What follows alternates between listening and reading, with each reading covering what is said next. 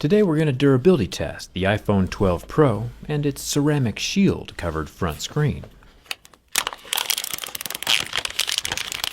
You might have noticed that the box is a little bit smaller this year. You know how Apple has slowly been removing things with each new product launch. First it was the headphone jack, then the HDMI on their laptops, and now it's the charging brick itself that's gone. It's always exciting to find out what's going to disappear next. Apple definitely keeps you on your toes. Honestly though, it's probably a good thing. Their 5-watt inbox charger was the slowest charger of any phone anywhere, and now there's no reason not to upgrade to the faster charging Anker Nano, which costs less while still charging 3 times faster, all while still keeping the same size as the old brick. Thanks to Anker for sponsoring this video. Now iPhone users will get to experience the fast charging that Androids have had for years. I'll leave a link down in the video description that'll give you a 10% discount off the Anker Nano. Because you know, if Apple isn't going to hook you up, Anker for sure will. Now it's time for the durability test. Let's get started.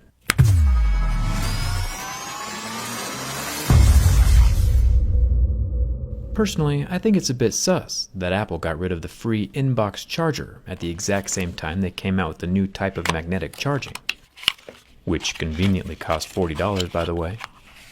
I'm sure it's all just a coincidence though. Just like how the headphone jack disappeared at the same time the wireless AirPods came out. You know, totally normal behavior.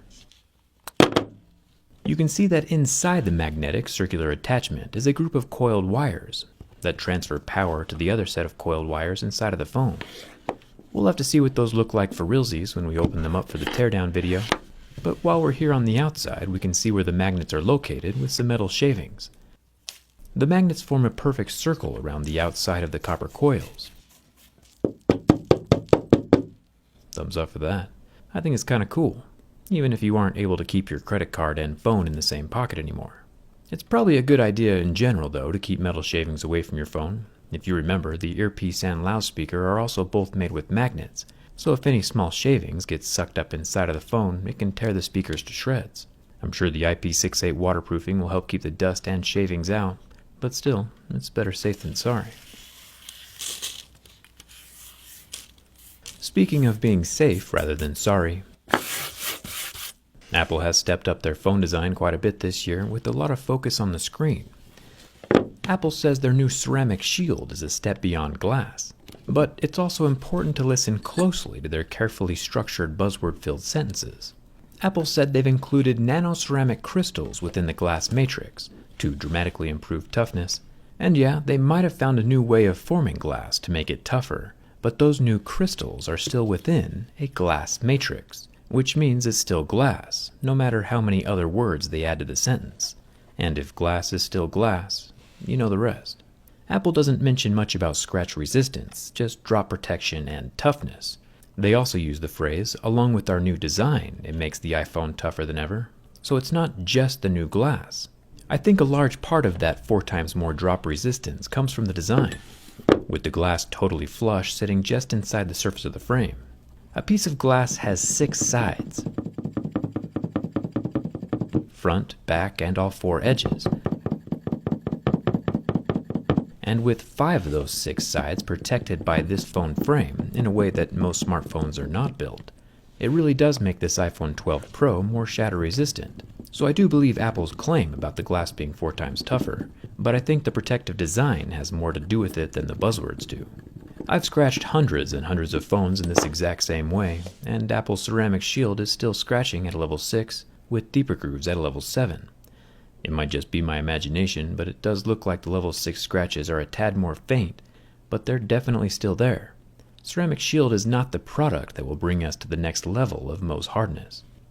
One thing that can always be certain though, is that as Apple removes things from the box, the high price will always remain the same. The only way to really keep your screen scratch-free and resale value high is with a screen protector. I've installed thousands of screen protectors from my pre-YouTube phone repair days, and it only takes a few seconds. The biggest obstacle is the dust underneath the glass. But there's an alcohol wipe and a dust sticker in the box to help mitigate that. The screen protector is held in place by a thin layer of nano adhesive, so there's no residue left on the glass when it's ever removed. And since the iPhone 12 Pro display is totally flat, the precision cut screen protector makes it look like it was meant to be there. Just like you wear safety glasses to protect your eyes and a mask to protect your lungs, a screen protector is a cheap way to avoid a lot of future regret. I'll leave a link for Dbrand screen protectors down in the video description. Plus, these aren't your normal plastic rubbery screen protectors either. It's an additional layer of protective tempered glass. And as we know, glass is glass, and glass can. It's much easier to replace a $10 screen protector than it is to replace a $270 display. I'll leave that link in the description.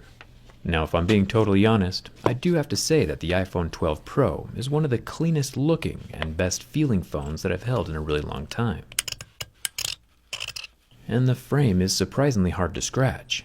The sides of the iPhone 12 Pro are made from stainless steel, and since my razor blade is also made from stainless steel, they're having a hard time damaging each other. The paint is obviously still going to scratch off. Most phones are usually made from softer aluminum. Aluminum's like a 3 or 4 on Mohs scale, so this stainless steel at Mohs 5 is quite a bit more resilient. It's just the paint that's not. The silver-colored version of the iPhone is going to hide this kind of damage the best. There is no expandable memory, of course. There never was. The magnets on the back can be a handy SIM card removal tool holder. And then, of course, at the bottom, we still have our lightning port. I'm also a big fan of the textured glass back here. You can hear the difference my razor makes when it goes from the rough frosted texture to the smooth glass on the Apple logo. The textured glass has the ability to act like sandpaper to other objects, since glass is a very hard material. Softer objects like this penny will leave marks behind on the glass, but the marks aren't permanent. It's just dust caught on the rough surface, and can be rubbed away. The top camera bump is relatively reasonable this year, when compared to Samsung's monstrosities. The bottom lens is a 12 megapixel 2x optical zoom telephoto.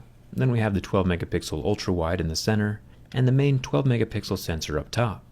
And each camera lens is again covered with its own sapphire crystal lens cover. It's still getting marks at levels 6 and 7, but you already know how I feel about that. The screen of the iPhone 12 Pro is a 6.1-inch Super Retina XDR display, meaning it's OLED, and has a slightly higher resolution than 1080p. A cool thing, though, is that even after 30 seconds from the heat of my lighter, the pixels on the OLED are still unfazed, with zero damage. Other phones start to turn white and not recover. Now, I'm no materials expert, but ceramic is a slower conductor of heat than glass is, meaning that the heat doesn't transfer through it as easy. So it is possible that Apple's new screen material is keeping the heat away from the pixels. This doesn't mean quite a whole lot as far as lighters go, but it does add a little validity to the new ceramic crystal material claim that Apple is making. The oleophobic coating is definitely evaporated though, so don't try the burn test on your own phone. What about the bend test? I mean, it's probably easy to guess, but with the more solid stainless steel frame and recessed glass on both sides keeping the box rigid, the iPhone 12 Pro is a non-flexing tank of a cell phone, and I'm impressed. No bends, kinks, or cracks of any kind in the frame. Apple is, and always has been, premium and expensive, but at least lately the materials have started to match the price tag a bit better. I used my last phone for over 3 years, and I've only had my current phone for about a year, so I'm not ready to upgrade just yet. Maybe someday I'll try out the iPhone again, but I'll wait till next year's iPhone 13 Pro Max Ultra Plus 6G No Screen Edition before I make up my mind. I'll leave links in the description for that stuff Apple forgot to include, like the charger and screen protector. Let me know what you think of Apple's new phone down in the comments. You cool with them leaving out the charger? Come hang out with me on Instagram and Twitter.